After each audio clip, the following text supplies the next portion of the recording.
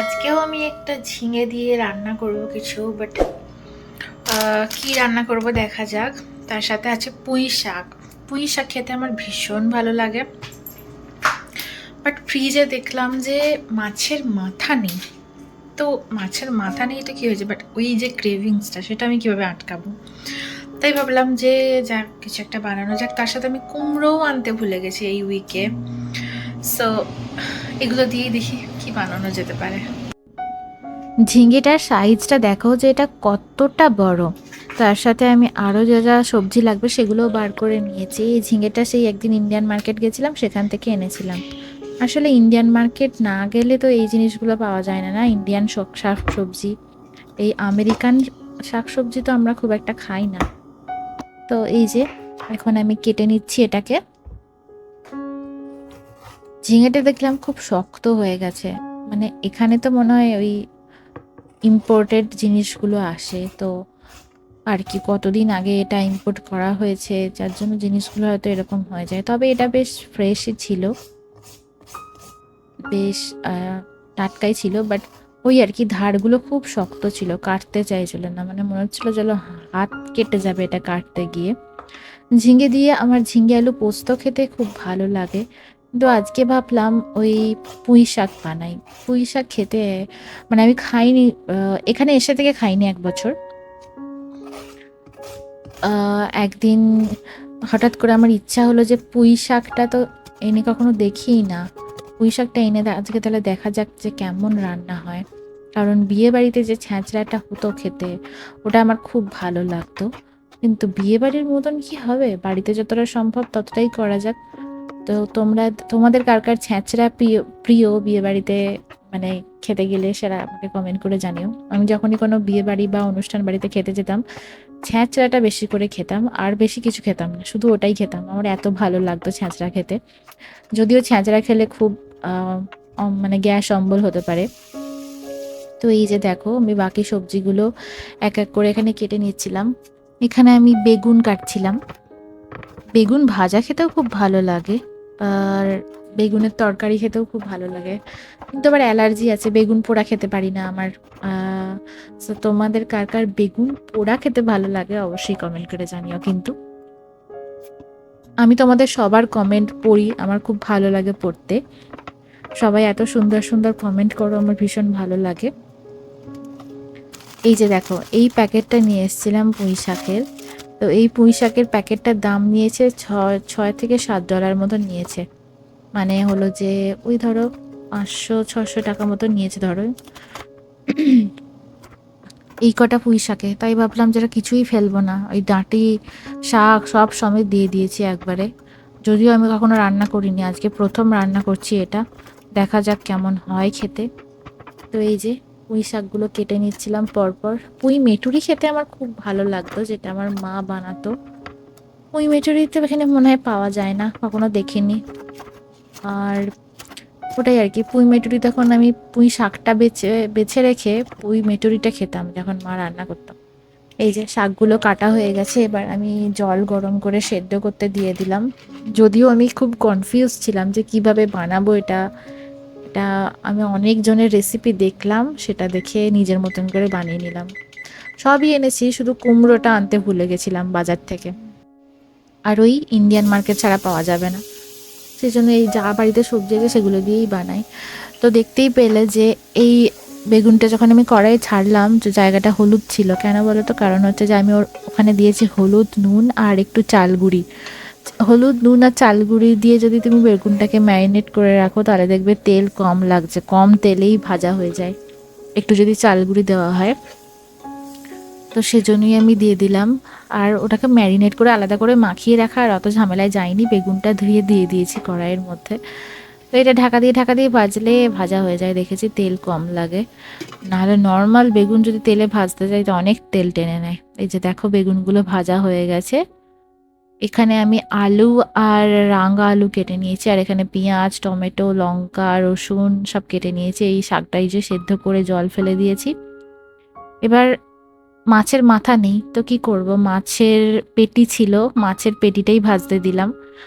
আমাদের যেখানে মানে এখানে আমাদের কাছাকাছি ইন্ডিয়ান মার্কেটটা অনেক দূরে, তো সেখানে গাড়ি ছাড়া যাওয়া সম্ভব না। বাসে করে যেতে পুরো সারা দিন লেগে যাবে যেতে আর আসতে, কারণ ওখানে যেতে গেলে প্রায় 4-5টা বাস পাল্টাতে হয়, আর সম্ভব না যাওয়াটা, অনেক দূরে, বিকজ ওটা একটু হাই রোডের ওইদিকে আর কি।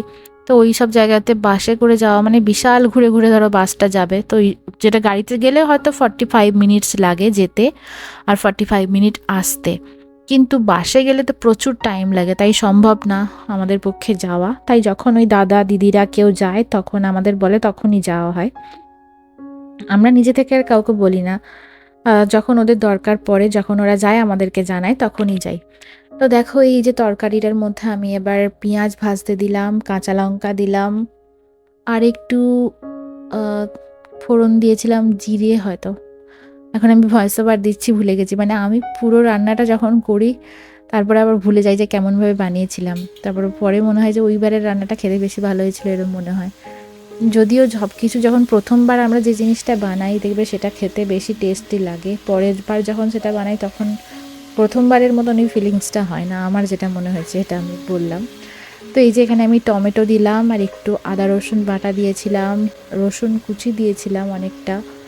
তো এবার মশলাটাকে ভালোভাবে কষিয়ে নিচ্ছিলাম, আর যা যা মশলা লাগে বেসিক সেইগুলো দিয়েছিলাম, হয়তো ধনে গুঁড়ো, জিরে গুঁড়ো এইগুলো দিয়েছিলাম, হলুদ, নুন। তো এরপর টমেটোগুলো সেদ্ধ হওয়া অবধি ওয়েট করছিলাম। পুঁই শাকটা খেতে খুব ভালো লাগে, তবে আমার মনে হয় যাদের পেটের গোলমাল হয় তাদের বেশি না হয় ভালো। এবার এই যে ঝিঙেগুলো দিয়ে দিলাম, আর আগে আমি আলু আর রাঙা আলু, তারপরে মাছের পেটি এগুলো ভেজে রেখে দিয়েছি। রাঙা আলুটা দেখতে কুমড়োর মতনই লাগছিলো তেলে দেওয়ার পর, তো কুমড়োর গ্যাপিংটা ওটা ম্যানেজ করে দিয়েছে আর কি। আমেরিকান স্টোরগুলোতে রাঙা আলু পাওয়া যায়, আলু পাওয়া যায়, বেগুন পাওয়া যায়, ফুলকপি পাওয়া যায়, ব্রোকলি পাওয়া যায়, বাট আমার ভাল লাগে না ব্রোকলি খেতে, ওই স্মেলটাই আমার ভালো লাগে না। আর পাওয়া যায় হচ্ছে স্পিনাচ, পালং শাক পাওয়া যায়। পালং শাক আর কত খাবো, তো আজকে ভাবলাম যে পুঁই শাকটাই নিয়ে এসে আমি বানাই, আমার এটা খেতে খুব ভালো লাগে। এই যে দেখো, এরপর বেগুনগুলো দিয়ে দিয়েছি আর আলুগুলো দিয়ে দিয়েছি মশলাটার সাথে। এবার আমি শাকটা অ্যাড করে দিলাম এখানে, তারপরে ভালোভাবে চাপা নাড়াচাড়া করে একটু ঢাকা দিয়ে এটাকে হতে দেব।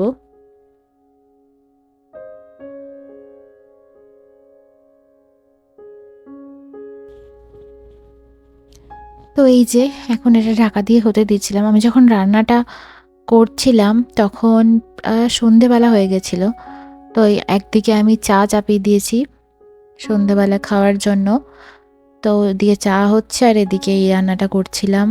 আর আরেকটা ইয়েতে ভাত চাপিয়ে দিয়েছিলাম, বিকজ আমার হাজব্যান্ড তো পরের দিন সকালে অফিস যাবে, তো রান্নাটা আমি আগের দিন রাতে করেই রেখে দিই বেশিরভাগ সময়, সেগুলো হয়তো ব্লগে অতটা দেখানো হয় না।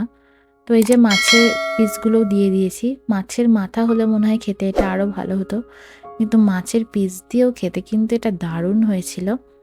এই যে চাও হয়ে গেছে, তা আমি এখন ওকে চাটা দিতে যাচ্ছিলাম। চায়ে আমরা চিনি ছাড়াই খেয়ে থাকি, আর ডিম সেদ্ধ দিলাম বিকজ এই সময় এসে খুব খিদে পেয়ে যায় ওর, আর আমারও সন্ধেবেলায় খুব খিদেই পেয়ে যায়, তবে আমি আর ডিম সেদ্ধ খাইনি। আমার টুকটাক এটা সেটা খেতে ইচ্ছা করে, যেমন চানাচুর, নিমকি এসব। প্রথম প্রথম নিমকি বানিয়েছিলাম কবার, আর ইন্ডিয়া থেকে আসার সময়ও মা বানিয়ে দিয়েছিল, তখন এনেছিলাম। তারপরে এখানে আর ভাল লাগে না, প্রথম প্রথম খুব বানাতাম এটা সেটা, প্রতিদিনই নতুন নতুন কিছু না কিছু বানাতাম। দেখো কি সুন্দর হয়েছে দেখতে, দুর্দান্ত খেতে হয়েছিল এটা। আমি যেটা নিজে বানিয়ে ফেলেছি বিয়ে বাড়ির মতন, আমার বিশ্বাসই হচ্ছিল না। এই যে আমি এখন তুলে নিয়েছি বাটিতে, আর এটা কিন্তু খেতে খুব ভালো হয়েছিল। তারপর চলে আসি রাতের বেলায়, চাঁদটা দেখো, মনে হচ্ছে পুরো দূর থেকে হাইলাইট করছে আর চকচক করছে একবারে চাঁদটা, তাই না? লাইটের মতন চাঁদেরও যেন মনে হচ্ছে ওই সূর্যের মতন কিরণ দিয়েছে পুরো একবারে। এই যে দেখো কি সুন্দর লাগছিল, আসলে ফোনেতে এটা আরও চকচক করছিল, সামনে থেকে দেখতে খুব ভালো লাগছিল। আর এখানে বলেছিল যে চাঁদটা খুব কাছ থেকে দেখা যায়, মনে হয় না অত দূরে আছে, অনেক কাছে মনে হয় চাঁদটা আমার দেখতে, তো খুব ভালো লাগছিল। আমি রাতের বেলায় খেয়ে দিয়ে একটু হাঁটতে বেরোলাম, তো তো দেখছি চাঁদটা কি সুন্দর গোল পাড়া, একদম আমাদের ঘরের সামনেই এসছে। অন্যদিন আমাকে খুঁজতে হয় কোথায় আছে চাঁদটা, দেখি আজকে দেখছি পুরো ঘরের সামনে। দারুণ লাগছে দেখতে। গাছের ফাঁক দিয়ে এখন দেখা যাচ্ছে, দেখো চাঁদটা কি সুন্দর লাগছে, একদম পুরো ঝিকিমিকি করছে, সেই ছোটবেলার গল্পের বইয়ের মতন, তাই না? তো এই যে এদিক দিয়ে এখন যাচ্ছিলাম হাঁটতে হাঁটতে। আজকের ভিডিওটা আমি এখানেই শেষ করছি। সবাই কেমন লাগলো অবশ্যই কমেন্ট করে জানাবেন। সবাই ভালো থাকবেন, সুস্থ থাকবেন, সাবধানে থাকবেন, আর এভাবেই আমাকে সাপোর্ট করতে থাকবেন। আপনাদের সাপোর্টের জন্যই যাতে আমি এগিয়ে যেতে পারি, এটাই কাম্য করি। সবাই ভালো থাকবেন। আজকের মতন আসি, টাটা।